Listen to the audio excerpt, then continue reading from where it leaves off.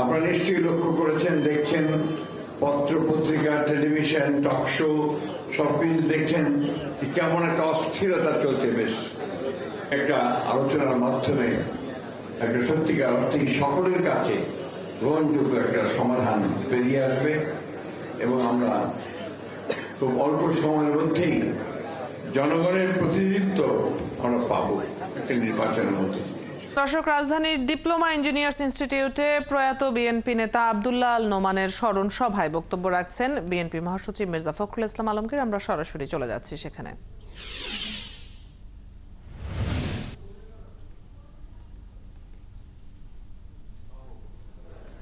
শ্রমিক নেতৃবৃন্দ এবং উপস্থিত ভাই ও বোনেরা, আসসালামু আলাইকুম।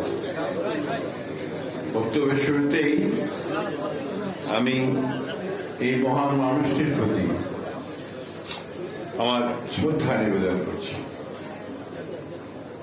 আমি মহান বলছি এই জন্যই যে আমি বাংলাদেশের রাজনীতিতে আমাদের বয়স তো কম হলো না। খান ভাই আছেন এখানে, তিনি আমার চেয়ে অনেক অভিজ্ঞ।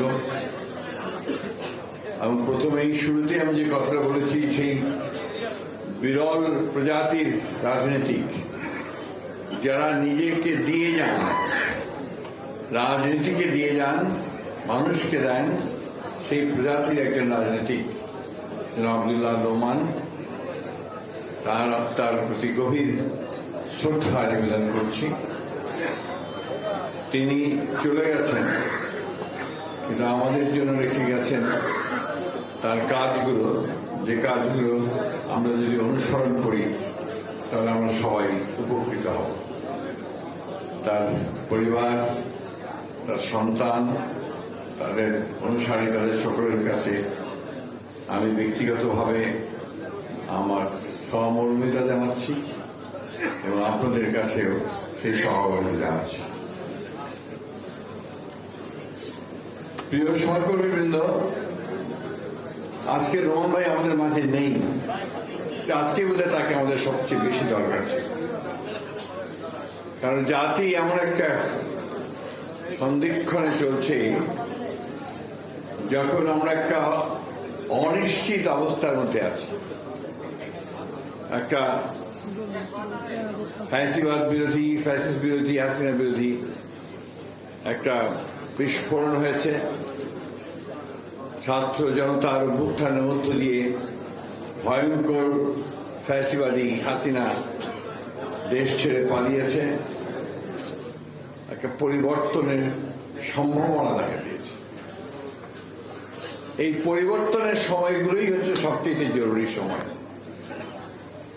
এই যে ট্রানজিশনাল পিরিয়ড, এখন জনমতকে সঠিক পথে প্রবাহিত করা, জনগণকে সঠিক দিকে নিয়ে যাওয়া, এই কাজটা অত্যন্ত জরুরি কাজ।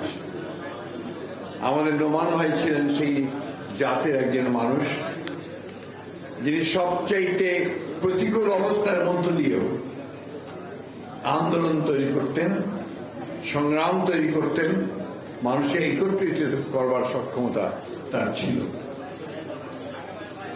সেই জন্য আজকে বারবার তার কথা মনে পড়ছে। আমার সঙ্গে তার ব্যক্তিগত একটা সম্পর্ক ছিল, সেটা সম্ভবত রাজনৈতিক সম্পর্কটাই প্রধান। একই চিন্তার মানুষ ছিলাম আমরা রাজনীতি, সেটাই সমাজে কিছু পরিবর্তন আনবার চিন্তা। বিএনপি কেমন একটি দলে পরিণত করা, যে দল সত্যিকার অর্থেই শহীদ প্রেসিডেন্ট জিয়াউর রহমান যে স্বপ্ন দেখেছিলেন, আমাদের নেত্রী দেশনেত্রী খালেদা জিয়া যে স্বপ্ন দেখেছিলেন, আমাদের নেতা তারা কেমন যে স্বপ্ন দেখছেন, সেই স্বপ্নকে বাস্তবায়িত করবার জন্য যে নেতৃত্ব প্রয়োজন, সেই নেতৃত্বে আমরা অবশ্যই আমরা আব্দুল্লাহ নোমান সাহেবের শূন্যতা অনুভব করব। প্রিয় বন্ধুগণ, বক্তব্য খুব বেশি দেওয়ার কিছু নেই। আমি যে কথা বলছিলাম যে আজকে এই সময়টা আমাদের পরীক্ষার সময়। আপনারা নিশ্চয়ই লক্ষ্য করেছেন, দেখছেন, পত্র পত্রিকা, টেলিভিশন, টক শো সবকিছু দেখছেন কেমন একটা অস্থিরতা চলছে। বেশ কতগুলো নির্ধারিত বিষয়গুলোকেও আমরা অনির্ধারিত করে ফেলছি, অনিশ্চিত করে ফেলছি। আজকে সংস্কার, নির্বাচন, এই কথাগুলো সাধারণভাবে অনেকে বেশি উচ্চারিত হচ্ছে। আপনারা যদি কথা বলেন তাহলে আমাদের কথা বলার দরকার হয় না ভাই, প্লিজ প্লিজ।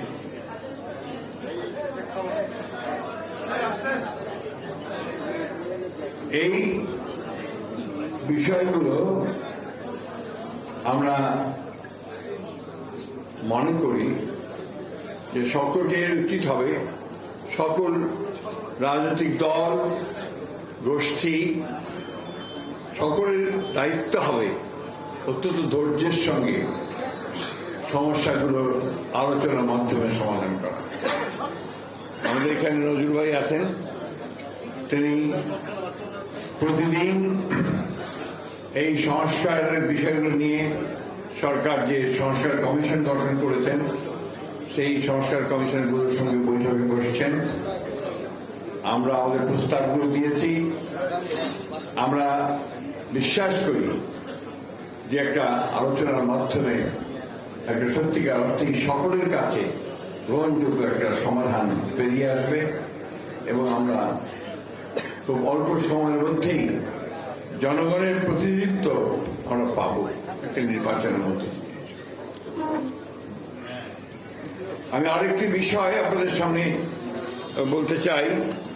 আজকে কিছুক্ষণ আগে আমি জানতে পারলাম যে আমাদের একজন ছাত্র নেতা, ছাত্রদল কর্মী, প্রাইম এশিয়া বিশ্ববিদ্যালয়ের মোহাম্মদ জাহিদুল ইসলাম পারভেজ, তাকে হত্যা করা হয়েছে।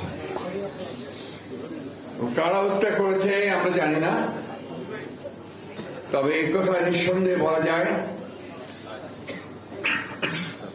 যারা এই সময়ে, বিরক্ত করবেন, আমি নিয়ে নেবো দরকার হলে আমার, আমি নিয়ে নেব, যারা এই সময়ে একজন ত্যাগী ছাত্র নেতাকে হত্যা করতে পারে তারা নিঃসন্দেহেই বাংলাদেশের এই পরিবর্তনের আন্দোলনের সঙ্গে তারা কোনো মতেই সঙ্গে ছিল না।